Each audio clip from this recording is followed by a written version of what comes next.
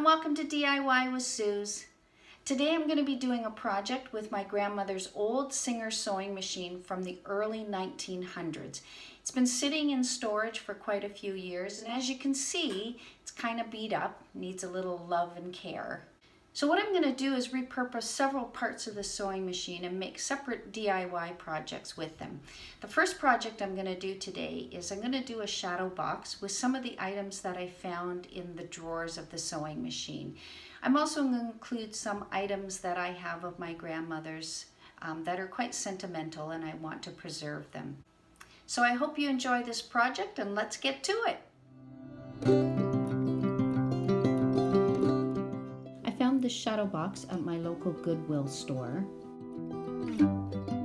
I printed out some vintage sewing images, and these will be used for the background of my shadow box.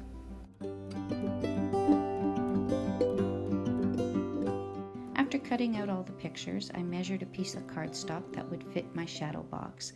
I then took a paintbrush and some glue and pasted the pictures onto the cardstock.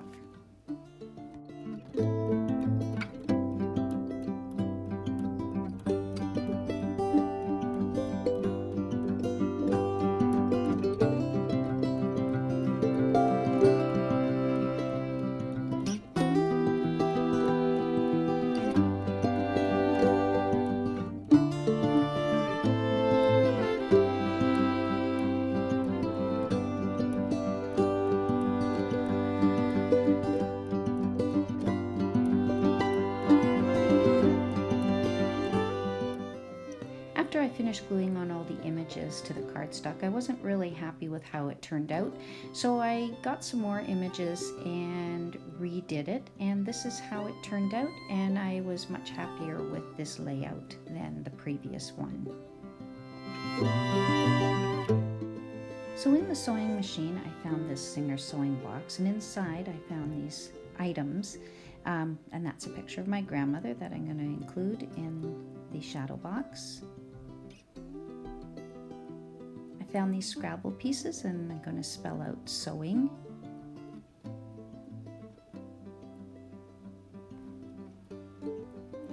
I also have this old pin of my grandmother's that I'm going to include.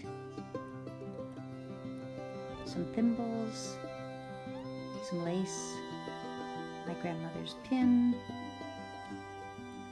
an old bobbin,